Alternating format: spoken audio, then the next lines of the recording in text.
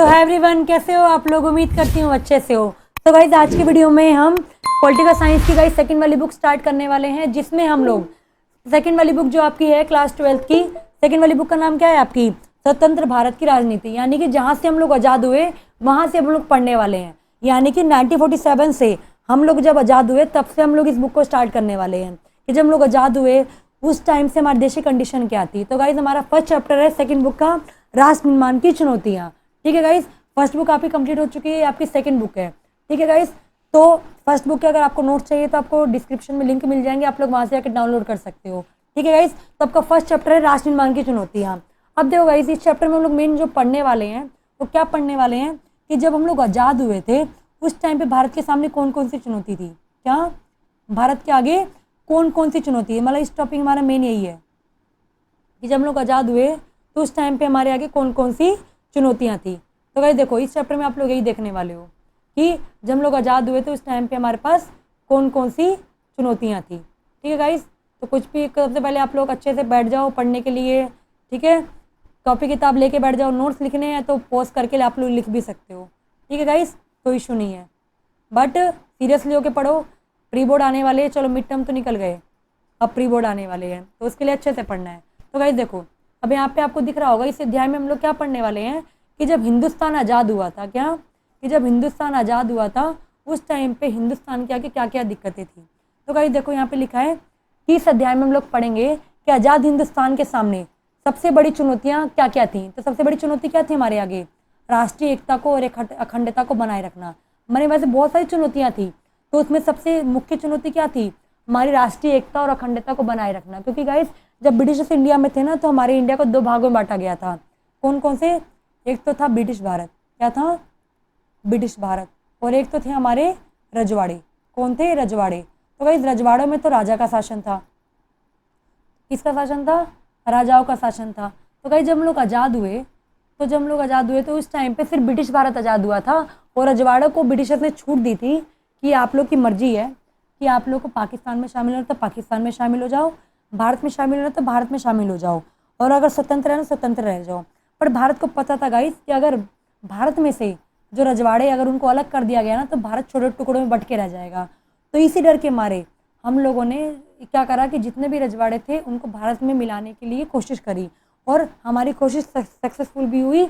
हमने जितने भी रजवाड़े थे सबको भारत के अंदर मिला लिया। क्या कर लिया? मिला लिया। तो गाइस हम लोग इसी चैप्टर में ये पढ़ने वाले कि हमारी भारत की चुनौतियाँ कौन कौन सी थी जब हम लोग आज़ाद हुए और उसका हम लोगों ने समाधान कैसे निकाला। क्या कि इसका समाधान कैसे निकाला? तो आपको स्क्रीन पर दिख रहा होगा कि आज़ाद हिंदुस्तान राजनीति के इतिहास की इस चर्चा की शुरुआत हम इन चुनौतियों से करेंगे। तो गाइस आपकी जो बुक है ना इसकी शुरुआत यहीं से होती है कि जब भारत आज़ाद हुआ था तो उस टाइम पे भारत के आगे तीन कौन कौन सी चुनौतियाँ थी। क्या कि तीन कौन कौन सी चुनौतियाँ अवेलेबल थी। तो इस अध्याय में गाइस हम लोग यही देखने वाले हैं कि हमारे आगे कौन कौन सी 1947 में जब हम लोग आज़ाद हुए, क्या जब 1947 में हम लोग आज़ाद हुए तो उस टाइम पे हमारे आगे कौन कौन सी चुनौतियाँ थी। ठीक है, तो इस सबको देखने वाले हैं, अच्छे से बनी रहेगा वीडियो में ताकि आप लोग को समझ आए। तो गाइस देखो, हम लोग आज़ाद कब हुए?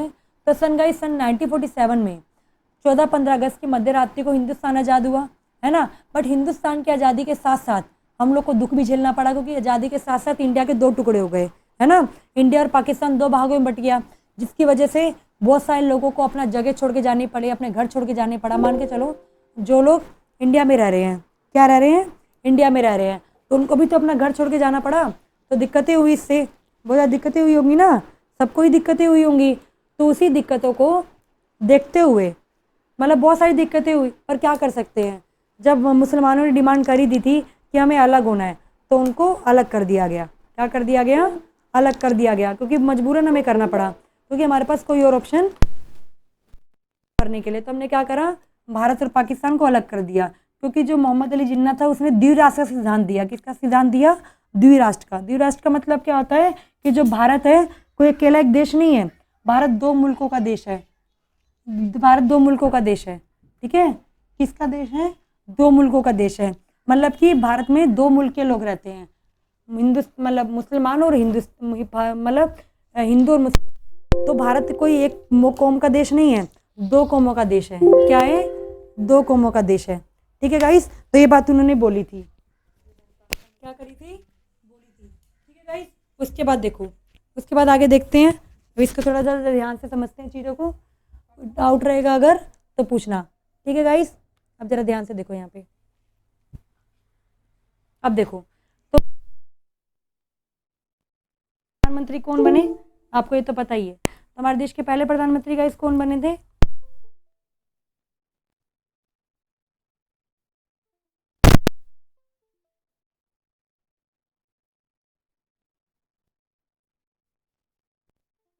पहले प्रधानमंत्री कौन थे? तो जवाहरलाल नेहरू जी थे। कौन थे गाइस? जवाहरलाल नेहरू जी। स्वतंत्र भारत के प्रथम प्रधानमंत्री कौन थे? जवाहरलाल नेहरू ने इस रात संविधान सभा के एक विशेष सत्र को बुलाया, मतलब सत्र को संबोधित करा। मतलब जब हम लोग आजाद हो गए ना गाइस, उसके बाद तो जब प्रधानमंत्री बने जवाहरलाल नेहरू जी, तो उन्होंने अपना पहला भाषण दिया। तो जितने भी नेतागण थे सबको बुलाया और एक भाषण दिया। क्या दिया? एक भाषण दिया। तो उस भाषण के बारे में थोड़ा सा जानते हैं कि उन्होंने इस भाषण में क्या बोला था। क्या कि उन्होंने इस भाषण में क्या बोला था?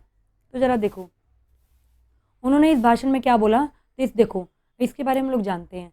तो गाइस उन्होंने अपना ये जो भाषण दिया था, उस भाषण का नाम क्या था? भाग्य बधू से चिर प्रतीक्षित। यानी कि जब प्रधानमंत्री मतलब जब जवाहरलाल नेहरू जी प्रधानमंत्री बने, तो उनका जो पहला भाषण था ना, उसको किस नाम से जाना जाता है? किस नाम से जाना जाता है गाइस? तो भाग्य बधू से चिर प्रतीक्षित भेंट। यानी कि इसको हिंदी में तो ये बोलते हैं भाग्य बधू से चिर प्रतीक्षित भेंट। क्या बोलते हैं? भाग्य बधू से चिर प्रतीक्षित भेंट, ये चीज़ बोली जाती है। ठीक है गाइस, मतलब उनके भाषण का नाम है और कुछ नहीं है, भाषण का नाम है बस। ठीक है गाइस। अब उसके बाद देखो तो भाग्य बधू से चिर प्रतीक्षित बोला गया। तो देखो अब उसके बाद और इंग्लिश में क्या बोलते हैं? Tourist with destiny. क्या बोलते हैं? Tourist with destiny. तो ये उनके प्रथम भाषण का नाम था। तो भारत के प्रथम प्रधानमंत्री गाइस मंत्री जवाहरलाल नेहरू ने भाग्य बधू से चिर प्रतीक्षित भेंट या ट्रिस्ट विद डेस्टिनी के नाम से भाषण दिया। क्या दिया? भाषण दिया। उन्होंने क्या बोला? हिंदुस्तान की जनता इसी क्षण की प्रतीक्षा कर रही थी बहुत समय से, 500 साल से। हमारी आज़ादी की लड़ाई में कई आवाज़ें बुलंद हुई थी। मतलब कि कई लोगों ने अपनी जान गंवा दी। क्या? हमें स्वतंत्रता दिलाने के लिए, है ना। कई लोगों का घर उजड़ गया। तो उन्होंने ये बात बोली कि हमें आज़ादी बहुत मुश्किल से मिली है। तो भाई जब हम लोग आज़ाद हुए ना, तो हमारे जो नेतागण थे या जनता थी, दो बात पे सहमति बनी। किस बात पे सहमति बनी? दो बातों पे सहमति बनी। पहली बात पे सहमति ये बनी गाइस कि हम लोग अब दोबारा गुलाम नहीं बनेंगे और हमारे यहाँ पे अब राजा का शासन नहीं रहेगा। हमारे यहाँ पे लोकतांत्रिक सरकार रहेगी। क्या रहेगी? एक लोकतांत्रिक सरकार रहेगी। और दूसरी बात हमने बोली थी कि दूसरी बात ये थी कि सरकार सबके भले के लिए काम करेगी, गरीबों के लिए और कमजोरों के लिए खासकर ध्यान रखेगी। यानी कि हमारा जो देश है अब गरीबों के ऊपर ज़्यादा ध्यान देगा। ठीक है, तो ये बात बोली गई। अब उसके बाद देखो, अब ये तो था जो जवाहरलाल नेहरू जी ने बोला था। अब उसके बाद आगे देखते हैं। ठीक है गाइस, अब इसके बाद आपको स्क्रीन पर दिख रहा होगा। अब उसके बाद देखो गाइस एक चीज़ है। तो गाइस जब भारत आज़ाद हुआ तो भारत के आगे 3 चुनौतियाँ थी। क्या थी? 3 मुख्य चुनौतियाँ थी। कौन कौन सी? पहली चुनौती थी गाइस एकता और अखंडता बनाए रखना। पहली चुनौती क्या थी? एकता और अखंडता को बनाए रखना। ये मेरी सबसे पहली चुनौती थी भारत की, क्योंकि पता था भारत को जब भारत आज़ाद हुआ था कि भारत ना अभी रजवाड़े भारत में शामिल नहीं है, और अगर भारत रजवाड़ों को भारत में शामिल नहीं किया गया तो भारत छोटे टुकड़ों में बट के रह जाएगा। तो इसी के चक्कर में इसको हमें क्या करना था? बनाए रखना था। क्या करना था? बनाए रखना था। ठीक है, तो पहला हमारी चुनौती क्या थी? एकता अखंडता को बनाए रखना। और गाइस दूसरी चुनौती क्या थी? लोकतंत्र को स्थापित करना। और तीसरी चुनौती क्या थी गाइस? समूचे समाज का विकास करना। क्या? समूचे समाज का विकास करना। ठीक है गाइस, अब ये तो थी हमारी 3 चुनौतियाँ। क्या थी? 3 चुनौतियाँ। और एक क्वेश्चन एग्जाम में गाइस 100% आएगा। अभी आपके मिड टर्म के एग्जाम में भी आया था ना, राष्ट्र निर्माण की 3 चुनौतियाँ बताइए। तो ये क्वेश्चन तो आना ही आना है, इसमें कोई डाउट नहीं है, क्वेश्चन आएगा। ठीक है, तो इस क्वेश्चन को आपको अच्छे से पढ़ के जाना है। ठीक है गाइस, उसके बाद देखो, उसके बाद आपका नेक्स्ट है कि जब विभाजन की प्रक्रिया, अब आपको पता है जैसे जैसे हम लोग आज़ाद हुए तो ये आज़ाद होने के साथ साथ क्या हुआ? भारत और पाकिस्तान अलग अलग हो गया। तो उस दिन दुख का तो मतलब उस दिन दुख भी था और सुख भी था, दोनों दिन था। तो उस दिन लोग सुख मतलब खुशी भी मना रहे थे, बट साथ साथ में दुख भी था।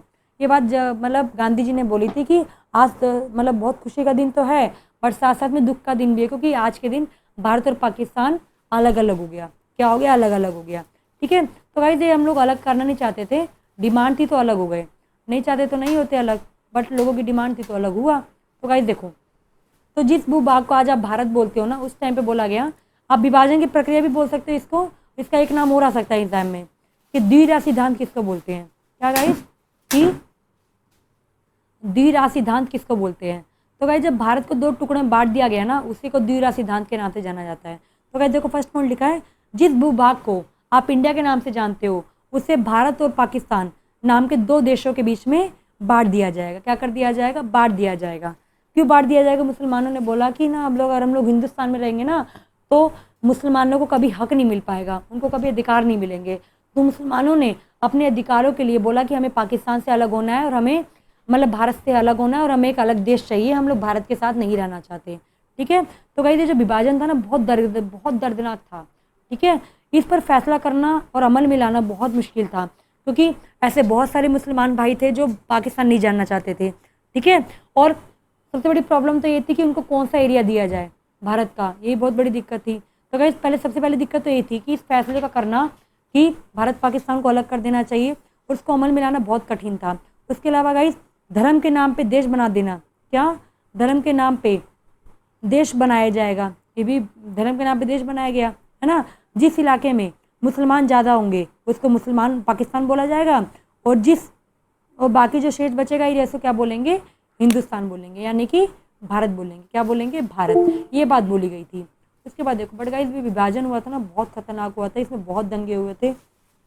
दंगे तो आपको कुछ पता भी है, बट बहुत सारे ऐसे दंगे थे जो हुए थे। ठीक है गाइस, उसके बाद देखो आगे।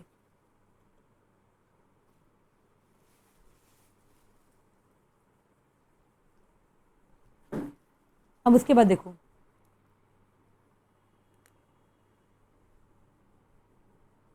उसके बाद आपको स्क्रीन पे दिख रहा होगा नेक्स्ट पॉइंट। नेक्स्ट है गाइस, जब ब्रिटिश भारत मतलब जब विभाजन करा गया ना, तो विभाजन करते समय हमें कुछ समस्या का सामना करना पड़ा। क्या करना पड़ा? कुछ समस्याओं का सामना करना पड़ा। उसमें से पहली समस्या थी कि जो ब्रिटिश इंडिया है, यानी कि जो ब्रिटिश भारत है, में से कोई भी ऐसा इलाका नहीं था जहाँ पे मुसलमानों की संख्या बहुत ज़्यादा है। क्या? मुसलमानों की संख्या बहुत ज़्यादा है। हाँ, डिस्ट्रिक्ट में हो सकते हैं, बट ऐसा कोई राज्य नहीं था जिसमें मुसलमानों की संख्या बहुत ज़्यादा हो। ठीक है, क्या कि मुसलमानों की संख्या बहुत ज़्यादा हो। तो गाइस इसी को देखते हुए बड़ी दिक्कत हो रही थी कि कौन सा एरिया दिया जाए इनको। ठीक है, तो इसके लिए क्या किया गया? तो बोला गया कि जहाँ मुसलमान बहुसंख्यक ऐसे 2 इलाकों में, क्या ऐसे 2 इलाके निकले जहाँ पे मुसलमानों की संख्या क्या है? ज़्यादा है। क्या है? ज़्यादा है। तो पहला निकला आपका पश्चिम में था और दूसरा क्या था? पूर्व में था। कि यानी कि जो पश्चिमी पंजाब था ना, मतलब पूरी पंजाब में तो हिंदू थे और जो पश्चिमी पंजाब था वहाँ पे मुसलमानों की संख्या ज़्यादा थी। और एक पूर्व में एरिया था बंगाल में, जिसका पश्चिम बंगाल बोलते हो ना, तो जो पूर्व का जो बंगाल था ना गाइस, तो पूर्वी बंगाल में मुसलमानों की संख्या ज़्यादा थी। तो ऐसा कोई जगह नहीं मिल रही थी जहाँ पे सिर्फ मुसलमानों की संख्या ज़्यादा थी। तो हमने क्या करा ना, जब पाकिस्तान को 2 अलग अलग एरिया दे दिया। एक तो पश्चिम में दे दिया, यानी कि आधा पश्चिम का मतलब पंजाब दे दिया और आधा बंगाल का एरिया उठा के उनको दे दिया कि बोला कि लो भाई ये आपका एरिया है, यहाँ पे रहो, यहाँ पे अपना पाकिस्तान बना लो। क्या कर लो? अपना पाकिस्तान बना लो। ठीक है, तो बोला गया कि इन दोनों इन दोनों इलाकों को जोड़कर, मतलब एक पश्चिम में दिया जाएगा आधा पंजाब और आधा बंगाल को जोड़कर क्या बनाया जाएगा? एक कर दिया जाएगा, एक जगह कर दिया जाए बोला गया। बट इसे देखते हुए एक फैसला किया गया कि इनको अलग तो कर नहीं सकते। देखते फैसला किया गया कि पाकिस्तान में 2 इलाके शामिल होंगे, क्योंकि पूर्व को और पश्चिम को एक जगह तो इकट्ठा नहीं करा जा सकता। इसके लिए क्या किया गया कि दो जगह दे दी गई मतलब पाकिस्तान को। एक जगह दी गई पश्चिमी पाकिस्तान, जहाँ पे पाकिस्तान रखा गया, और एक बोला गया पूर्वी पाकिस्तान। जब पाकिस्तान बना था तो गाइस पाकिस्तान को 2 जगह दी गई थी, जिसको हम लोग पश्चिमी पाकिस्तान और पूर्वी पाकिस्तान बोलते हैं। और करंट में गाइस जो पूर्वी पाकिस्तान है ना, पूर्वी पाकिस्तान को हम लोग बांग्लादेश के नाम से जानते हैं। किसके नाम से जानते हैं? बांग्लादेश के नाम से जानते हैं। किसके नाम से जानते हैं? बांग्लादेश के नाम से। किसके नाम से? बांग्लादेश के नाम से जानते हैं। क्योंकि जो पूर्वी बंगाल के लोग थे ना, वो पाकिस्तान में शामिल होना चाहते थे, पाकिस्तान से अलग होना चाहते थे। इसकी वजह से 20 सालों के बाद बांग्लादेश ने बोला कि हमें पाकिस्तान से अलग होना है। ठीक है, तो ये सबसे पहले तो एक किया गया। पहली समस्या तो यही थी कि इनको कौन सा एरिया दिया जाए। तो इस समस्या को सॉल्व किया गया कि उनको पश्चिमी पंजाब और पूर्वी मतलब बंगाल का एरिया उनको दे दिया गया। क्या कर दिया गया? दे दिया गया। उसके बाद गाइस नेक्स्ट प्रॉब्लम थी, दूसरी समस्या थी मुस्लिम बहुल इलाका। देखो जो मुस्लिम बहुल हर इलाका पाकिस्तान में जाने को राजी नहीं था। मतलब जो मुस्लिम एरिया, मतलब जो मुस्लिम समाज के लोग थे ना, सारे पाकिस्तान में नहीं जाना चाहते थे। क्या ऐसा भी नहीं था कि मतलब मुस्लिम में जितने भी लोग हैं सारे जाना चाहते हो। तो जो क्योंकि जो खान अब्दुल गफ्फार खान थे ना वो गांधीवादी थे, सीमांत गांधीवादी थे, मतलब इन्होंने ना बंटवारे का विरोध करा। इन्होंने बोला कि द्विराज सिद्धांत गलत है। द्विराज सिद्धांत यानी कि भारत को 2 भागों में बांट देना, इसका वो विरोध करते, जबकि वो मुस्लिम थे। पर तब भी अब्दुल गफ्फार खान ने इसका विरोध करा कि जो भारत में चाहे मुसलमानों चाहे हिंदू सभी को अधिकार दिए जाते हैं, क्योंकि ना वो गांधी जी के बहुत बड़े भक्त थे। कौन? अब्दुल गफ्फार खान। और उन्होंने द्विराज सिद्धांत का विरोध करा। उन्होंने बोला कि भारत और पाकिस्तान के टुकड़े नहीं होने चाहिए, मतलब 2 देश नहीं बनना चाहिए। बट उनकी बात को नहीं माना गया और देश के टुकड़े हो गए और उनकी बात नज़रअंदाज कर दी गई थी। क्या कर दी गई थी? नज़रअंदाज कर दी गई थी उनकी बातों को। आगे देखो, उसके बाद है गाइस, ये तो थी दूसरी प्रॉब्लम। अब तीसरी प्रॉब्लम की बात करते हैं। तो दूसरी प्रॉब्लम क्या थी कि सारे मुसलमान भारत से बाहर, मतलब सारे मुसलमान पाकिस्तान नहीं जाना चाहते थे। ठीक है, तो ये भी बहुत बड़ी समस्या थी। अब तीसरी समस्या थी गाइस, तो तीसरी समस्या थी कि समस्या आती है एग्जाम में कि जब ब्रिटिश भारत का विभाजन किया गया, भारत का विभाजन किया गया, तो उस टाइम पे कौन कौन समस्या आई थी। तो 4 नंबर का आता है, तो आपको छोड़ के नहीं आना। तीसरी समस्या थी गाइस कि ब्रिटिश इंडिया के जो मुस्लिम बहुल प्रांत जिसको हमने दिया था, यानी कि आधा पंजाब और आधा बंगाल, क्या आधा पंजाब और आधा बंगाल, क्या दिया था हम लोगों ने? आधा पंजाब दिया था और आधा बंगाल का एरिया दिया था। ठीक है गाइस, तो ये मैंने आपको ये बताया था कौन कौन सा एरिया दिया गया, पंजाब और बंगाल का आधा एरिया उनको दे दिया गया। में अनेक हिस्से बहुत संख्यक गैर मुस्लिम आबादी वाले भी थे, मतलब कि जो एरिया दिया गया ना, मतलब पाकिस्तान को दिया गया, उसमें ऐसे बहुत सारे लोग थे, मतलब वहाँ पे हिंदू लोग भी रहते थे। क्या रहते थे? हिंदू लोग भी रहते थे। ऐसे में फैसला हुआ कि इन दोनों प्रांतों में बंटवारा धार्मिक आधार पर होगा, यानी कि पंजाब में जो जहाँ पे मुस्लिम हिंदुओं की संख्या ज़्यादा है वो एरिया इंडिया के पास रहेगा, और पंजाब में जो एरिया मुसलमानों का एरिया ज़्यादा है वहाँ पे कौन रहेगा? अब मुसलमान रहे, मतलब पाकिस्तान को बोला जाएगा। तो ये बोला गया कि धर्म के नाम पे ही बांटा जाएगा राज्य को भी। तो पहले किस किस को बांटा गया? पंजाब और बंगाल को बांटा गया। किस किस को बांटा गया? पंजाब और बंगाल को बांटा गया। देन गाइस, चौथी समस्या थी, मान के चलो जब आज़ाद हुआ होगा, पाकिस्तान बना होगा या भारत बना होगा, तो ऐसा तो नहीं है ना कि सारे जो पाकिस्तान में लोग गए सारे हिंदू, मतलब मुसलमान ही गए होंगे, हिंदू भी गए होंगे ना, या इंडिया में सारे मुसलमान थोड़ी चले गए थे, आधे मुसलमान इंडिया में रह गए। ऐसे ही पाकिस्तान में भी वो हिंदू रहते हैं ना। तो दोनों देशों में माइनॉरिटी की प्रॉब्लम आ गई, मतलब कि उनके देश में भी हिंदू थे और हमारे देश में भी मुसलमान थे। तो सीमा के दोनों तरफ अल्पसंख्यक थे, इंडिया में भी थे। और अल्पसंख्यक कौन होते हैं गाइस? जिनकी संख्या देश में कम होती है। तो हमारे देश में मुसलमानों की संख्या कम थी और पाकिस्तान में हिंदुओं की संख्या कम थी। तो गाइस जो इलाके जो इलाके अब पाकिस्तान में है, कहाँ पे है? पाकिस्तान में है। कहाँ पे? पाकिस्तान में। वहाँ लाखों की संख्या में वहाँ लाखों की संख्या में हिंदू और सिख आबादी थी, यानी कि अब आप जिसको पाकिस्तान बोलते हो वहाँ पे लाखों की संख्या में कौन रहता था? हिंदू और सिख आबादी थी। क्या थी? हिंदू सिख आबादी थी। ठीक इसी तरह गाइस पंजाब और बंगाल के भारतीय भूभाग में भी लाखों की संख्या में क्या थे? मुस्लिम आबादी थी। क्या थी? मुस्लिम आबादी थी। तो गाइस ये कुछ 4 प्रॉब्लम थी। तो देखो गाइस, यहाँ तक मैं इसको वीडियो ख़त्म करूँगी, ज़्यादा लंबा वीडियो नहीं करूँगी ताकि आपको डाउट ना हो। ठीक है, यहाँ तक कोई भी डाउट है तो आप लोग मेरे से कमेंट में पूछ सकते हो। ठीक है, बेझिझक, कोई भी प्रॉब्लम रहे। देन इसका नेक्स्ट पार्ट नेक्स्ट वीडियो में करते हैं गाइस। यहाँ तक कुछ भी रहेगा आप नोट डाउनलोड कर सकते हो, टेलीग्राम से डाउनलोड भी कर सकते हो। ठीक है गाइस, थैंक यू एवरीवन।